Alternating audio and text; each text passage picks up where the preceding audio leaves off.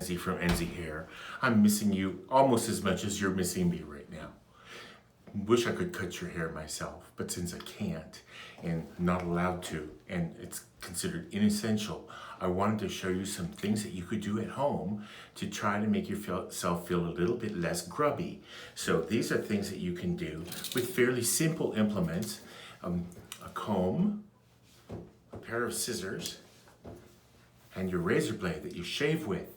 So we're going to start by looking at the sideburns, because that's where most people end up feeling pretty gross. And you're going to take your sideburns, get them a little bit wet, and push them forward like this.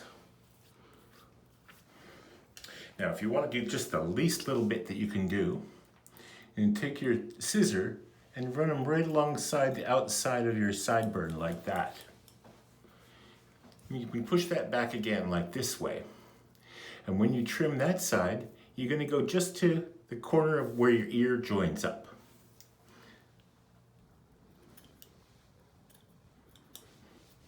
So, if it still is looking kind of fluffy, and it probably will be, you can take your comb again and push it up. Now remember that there's going to be a bone right here, and you don't want to put the scissor down in too tight against that, or you're going to get a bald spot.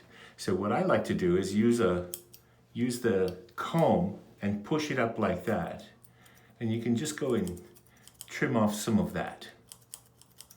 It's always better to take off a little less than a little bit more.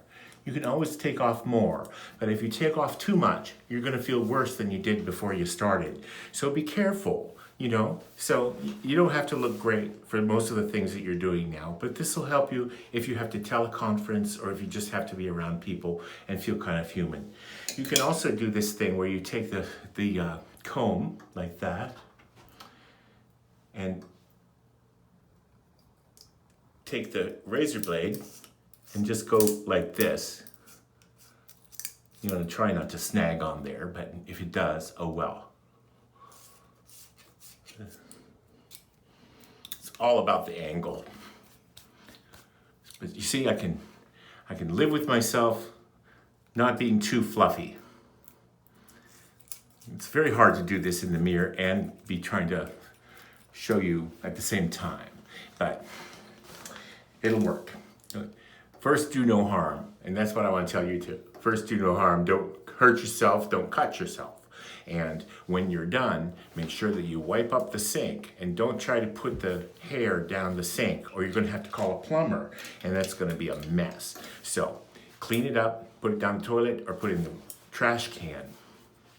Comb your mustache out if you want, and you can run right along the bottom of your lip, just like this. Trying to keep the scissors as close to level with the floor as possible. You can see, and just by doing that, you can get your kisser clear. Then you won't be getting soup in it and looking like a slob, okay? So, do not try to put the scissors in your nose, please. If you have a tweezer, you can try to use a tweezer, or we'll touch on that again with the part that I talk about when I have a little trimmer here. That'll be tomorrow. So I'll go and get a trimmer and we'll be able to do that. So for this part of your hair, in the temples, where people also feel really gross sometimes, you're going to push that forward and just go along this line. That's where your hairline starts here. You can see that made it a little bit shorter right there, so it's a little less bulky. You can push it back like this, and you can just go right to the top of the ear. Don't go past the top of the ear, or you're going to get a nice little bald spot notch right there. You don't want to do that. So push this forward, push that forward, get it here. On the outside line, push it back, go just up to the top of the ear. Now, this is going to be a little tricky, but it's going to be worthwhile. A lot of people also feel really grubby when they have a lot of neck hair. So what we're going to do about neck hair is try to feel where it is, right? You're going to go back, you're going to run your hand down your hairline. till you can feel where your hair stops and your neck hair starts. Take your razor with your neck a little bit wet. Just go up like that. I hope that this is working and that we can see it. So you can just go up like that. Now don't try to run up into this area or you're going to run into trouble. So leave that alone. I'll be getting back to you. I'll be able to do it for you and fix it up.